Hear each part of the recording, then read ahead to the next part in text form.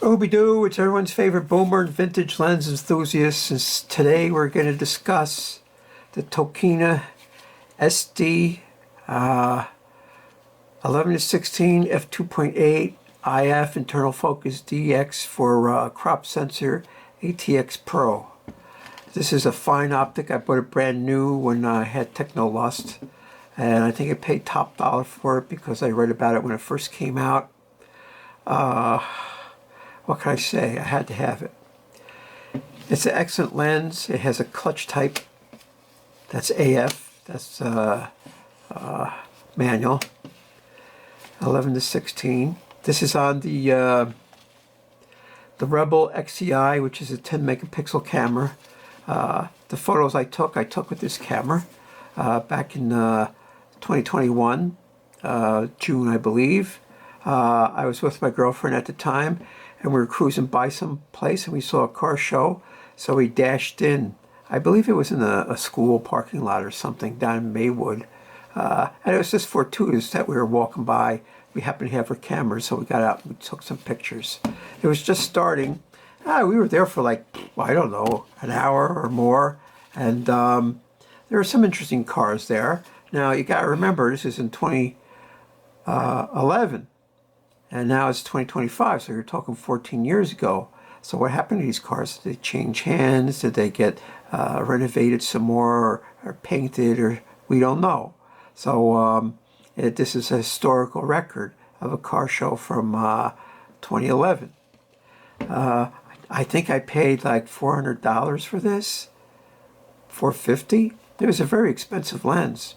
Of course, what happens is people buy these lenses, maybe use it once or twice. They can't figure out how to use it because it does have peculiarities. And then I see a lot of them on the market for like half off or whatever. They're a commodity, but that doesn't mean they're a bad lens. This is an excellent lens. It has excellent sharpness, excellent resolution. It has a lot of perspective of distortion, and it may still have some uncontrolled distortion of its own. Centrally, there's no distortion centrally except the distortion of perspective. So if you take something that's far away but it's in the center and then you zoom up on it, the pixel peep, you'll see there's no distortion. Of course, the perspective of distortion is rather severe in the corners, but that's just the nature of the beast. 11 millimeters being super wide angle, and even 16 is usually a millimeter shorter than most kit lens. So this picks up where a kit lens would stop, and then it goes all the way down to 11, which is even on a crop sensor super wide angle. So I set the camera at 400. I was in AV mode. I think it was in autofocus at the time. I was a big autofocus fan. But then you have no choice with these older cameras because they have an aerial screen, not a full focusing screen. And you have to rely on the autofocus to get you to where you want. Nowadays, with a lot of DSLRs have a live view, and all mirrorless cameras have a live view. Then you could do like a 10x magnification, nail the focus, and this is a great lens. Of course, I was stopped down, and it was a sunny day, so there's a lot of depth of field. All I could say is it's a really nice lens. There's a lot of them on the market in excellent condition. It comes with a pedal type lens hood, and the only thing is it blocks the built-in flash, so you gotta be aware of that. It's very well controlled with flare and flare balls, so it's sort of optional if you want to use the lens hood anyway. But why don't we just jump right into some pictures, and you could decide whether this is a great lens. And I never got rid of it. I must have had this all those years. I still use it on occasion on my other Canon DSLRs, and I do have adapters to put this on other things too. So, but it's a really great lens. I highly recommend this. It's going to take some skill on how to use it correctly. So don't think you get some pictures, you don't like them, that's a crummy lens. It's more like you got to figure out how it works. You just have to change the way you look at things to make the things you look at change, as someone there famous once said. Let's see, where does it say? Oh, it's made in, it has Japan on it. I guess it's made in Japan. I should see what serial numbers are up to now. Oh, it's internal focusing, so when you focus, right, nothing moves, doesn't get bigger or longer, nothing rotates, it's all done internally. So if you want to put a polarizer on here, you could, if you wanted to.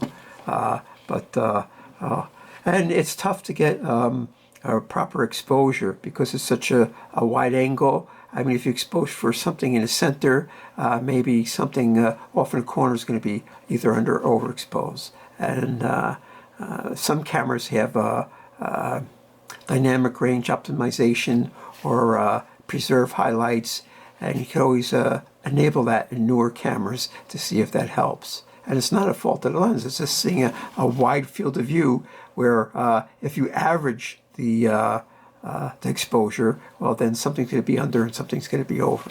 But let's jump right into the CARSHOW slideshow and check it out. I made a boo-boo, and the boo-boo is this.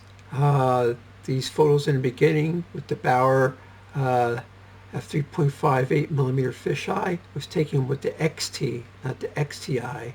The XT being 8 megapixels and the XTi being 10. So these couple ones in the beginning are all XT, not XTi. So I had two cameras with me. One had the Bauer f3.5 8 millimeter wide angle, and the other one had the Tokina 11-16 wide zoom. So I'm sorry about that mix-up, but that's what can you do. So me and my girlfriend were driving from here to there on this weekend. It had to be a weekend because I was working at the time. I'm a retired gent now. So we seen something happening, and she said, oh, let's pull in here. And there was a car show. And we got there sort of as it was just starting. And we hung out and watched the cars roll in. And she's a photographer. She took some pictures. And then we scooted and went about the rest of our day, whatever that entailed and involved. The Tokina f2.8 11-60 millimeter zoom is a fine lens. New, they're sort of expensive, but like I said, there's a lot of them on the used market, and don't be afraid to pick one up. They're sharp, they have well-controlled flare, they're a really nice optic, and they come in any flavor you want. I had the EOS EF mount for Canon, but they come in the Nikon mount, and they come in the K mount for Pentax type people. And it's well worth getting. And you know, you go to CARSHOW, I don't think I've seen these cars like this. I don't see this car anywhere. I've been to a lot of other car shows. Maybe it's the same car, but it's been painted. I don't remember seeing this car. It was a one-shot deal from 2011, and now it's 2025, and I haven't seen it. This car, not that color combination. You know, that's the thing. People, maybe they sell it and they repaint it. This car, I don't think I haven't seen it since then. But then I haven't gone to a lot of car shows since then. Only lately, in the past year or so, I've been going to car shows. And sometimes they get sold. You know, people need the money, or they get tired of it and they sell it. And then you get a big-ass Packard like this, wherever the hell it is. I think I remember seeing that, you know. Or a Pierce Arrow, who the hell knows what it is. But, well then, all right, you see a lot of these, right? Look at that, a Packard. No, maybe you don't see a lot of Packards. And that's another thing, maybe this car's in a different part of the country now. That's why it's always good to go to a car show. You may do a car show circuit one season, and you'll see the same couple of cars in every show, because this guy's hobby is just go to car shows. And some people don't even want a trophy, they just want to have it on display so people could oogle at it. So that's pretty cool. Oh, this is real interesting about this car show. There's this big monster truck there, but it was a working truck for, you know, it's really haulage, you know. So was it a working truck? And now it's 14 years later, maybe it's all racked up by now, you know, if it was a working truck. But it was really cool back in the day. Oh, look at that fresh paint job and everything. Here's a close-up of the flag. They painted the ripples in. Excellent. Yeah, so it was a nice show. A lot of them are free. You just walk in. The guys who want to show off the cars, they pay. And then that pays for the trophy and the organizers and stuff. And usually they have vendors there selling food or something. And people just mill around and look. And usually it was classic cars back in the day, but now they're classic cars and modern cars and foreign cars, and they're not exclusive, although some car shows are exclusive. Most are not. They just have different classes now. Yeah, and it was a perfect day. It started out sunny, and then throughout the course of the afternoon it got more overcast. And this lens, the Tokina 11-16, is a fine performer. Sharp, high definition, you know, it's super wide angle, so you get wide angle distortion just from perspective. And you got to keep that in mind too. But I mean, look at these B pictures where, you know, it's I cropped to show detail and it holds up really well. It's a fine lens. I say go get one. And just think, this is a 10 megapixel camera. You can throw it on a 20 megapixel camera and you don't have to worry about the image falling apart or anything. I baby my lenses. They're usually sit in plastic boxes, and you know, I got the silica gel and everything, and all these years it's ready to go whenever I need it. I just pull it out, slap on a camera, and go. This is a corner, and look at the wide angle distortion in that corner. Everything's all distorted looking. Look, it said someone's got like a make-believe hand and a foot sticking out of the trunk, or is it real? You know, you just don't know. I didn't poke that hand, so I don't know if it was a real hand, a body in the trunk, or body parts. Here's a guy, he has a rat under his car, and that's become a big thing, is to have like a prop of some sort.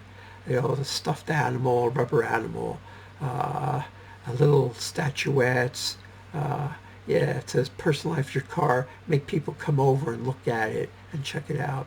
I think I've seen this car. Is this another Packard? No, I don't think so. But it's always good to go to these car shows. There's a lot of photo ops. You could hone your craft. I mean, when you look at my pictures, you say, oh, it was a great picture, I'll have to copy that. Or you say, what a bullshit picture, I got to remember not to do that, you know. And this lens isn't going to hold you back. You're going to hold yourself back. That's what holds you back in your photography. It's not the equipment, it's you. It's good to have equipment and get, you know, each lens has its own personality, but you have your own personality too. So you got to take that into consideration too. And, you know, I like to dissect cars. Yeah, I like to get the big picture of the car, but I also like to dissect the details. Say, what made people design a car like this? What was that all about? You know, there's some of them are whimsical and fanciful, that have nothing to do with practicality.